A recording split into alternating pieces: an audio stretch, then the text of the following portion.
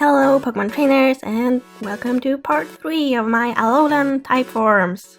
In this video I will, just as I did in the other two, use a randomizer to decide which type I will assign to every single Gen 1 Pokemon and then draw them as that type. And this time we're starting at number 37, which is Vulpix. A really hard Pokemon to make awesome because it's already got this super cute Alolan form and it looks really adorable in its normal fire form. And the new type I got was Dark. For some reason I really like the idea of Vulpix being grey, so that's what I did for my Dark type Vulpix. I'm not gonna lie, I really want a grey Vulpix to be official, so I like the idea of it being a Dark type. And it evolves into a grey Ninetales. I really like this actually. I mean, there are grey foxes in the world, and they are night creatures, so Dark type kinda suits them. Foxes are also known to be cunning and mysterious, so it's actually really perfect for them. If they ever make a new kind of Alolan form, maybe they'll actually make a Dark Ninetales and Vulpix. Let's just move on to the next Pokemon, which is Jigglypuff and Wigglytuff, because they're kinda related to each other. And the random type I got was Dragon, which is really strange. Making a new type for Jigglypuff is strange in the first place, because it's kind of just a round thing with eyes and ears. So I just gave it horns, because I don't want to change it too much. It still has to look like a Jigglypuff. I mean, it's just a new type, it's not supposed to be an entire new kind of Pokemon species. Still, somehow it kind of looks okay to me. And when it evolves, it still just has horns. Well, and they're a darker purple too, so I mean, it doesn't look too bad. Pokemon dragons always look really weird anyway. Sometimes they look like trees, sometimes they look like sheep. Yay, dragon types. And the next Pokemon in line is Zubat and Golbat. Zubat and Golbat got bug type. I believe this is the first bug type I've had to do now. So I started thinking what kind of bug is like a bat, and I came up with a moth, because I like moths. And they're night creatures and they're cute and fluffy and I don't know, so I turned Zubat into a moth. Why the weird yellow, orange and purple colors, you might ask? Well, I actually looked up real moths and I found this one. It's called the pink stripe oakworm moth, I think. And it's really pretty, so I just decided to use its color for my bug type Zubat and Golbat. Honestly, I think they look really weird and I'm glad they're not bug types. But they do look really terrifying and I wouldn't want to run into them in a cave. So that's something. Over to the next Pokemon, which is Oddish, number 43 in the Pokédex. And the randomized new type is Water. So here's Oddish and it's got this lily pad on its head. Oh really? Lily pad? I really wonder where this is going. So unpredictable.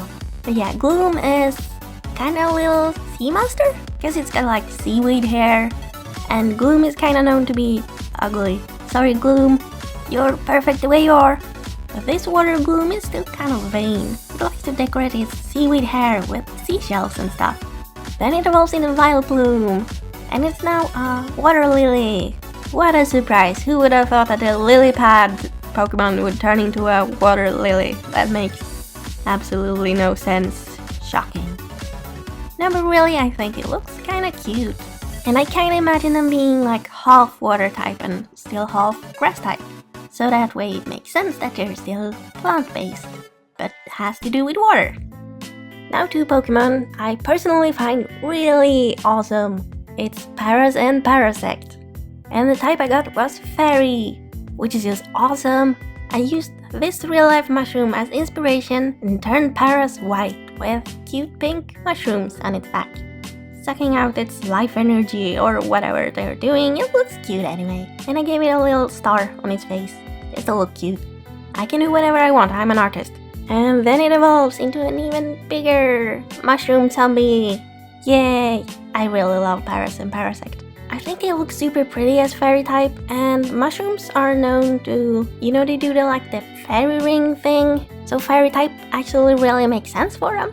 I basically always like Paras and Parasect, but I would really love them to be fairy type. That would be so cool. Okay, we're now on number 48 and 49. It's the Venonat line. It's really cute and fluffy. And the new type I got was Ice, to survive the really cold snow. it has become super fluffy. It already was super fluffy, but it's even fluffier now. And its colors match the snow, so it's not so easy to spot for predators. Venonat doesn't have its antennas anymore, guess it's not a bug type. And because it would take a lot of energy for your body to keep them warm. And if you don't keep them warm, they will literally freeze and fall off. So Venonat do not have them anymore. That makes sense to me. Yay, evolution.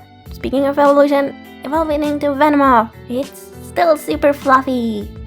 And honestly, it look really good.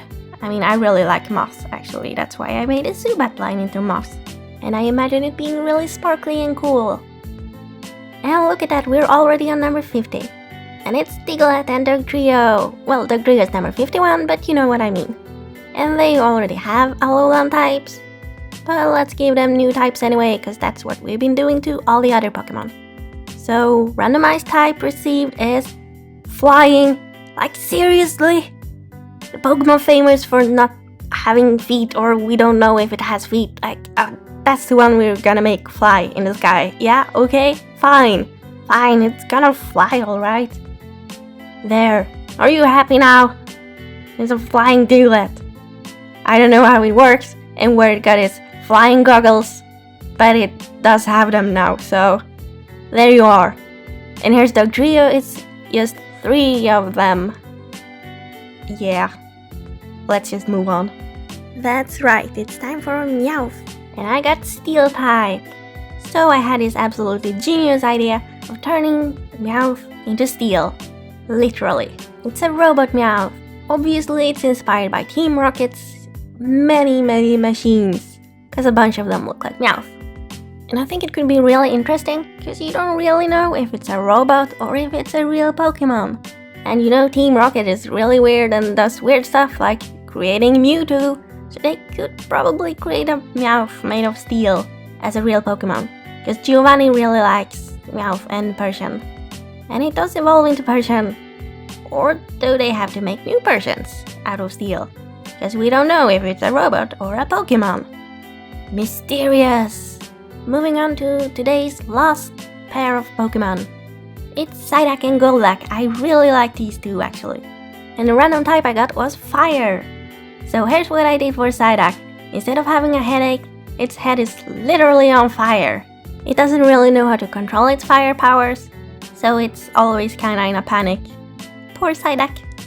But then it evolves into this really cool Fire Golduck. It swims through lava and it looks cool and I want one. So yeah, that's all of them for this time. Next time we're starting with Mankey and Primate. No one really cares about them, I think, but there's also awesome Pokemon like Alakazam and Arcanine in the next video. I've actually already made them, so I know what type they will be, but you don't. But thanks for watching this video, I hope you enjoyed it, and I hope you like some of my drawings, even if some of them are really dumb. I mean, one is literally a duck on fire. It's so funny though. Anyway, stay awesome, and bye!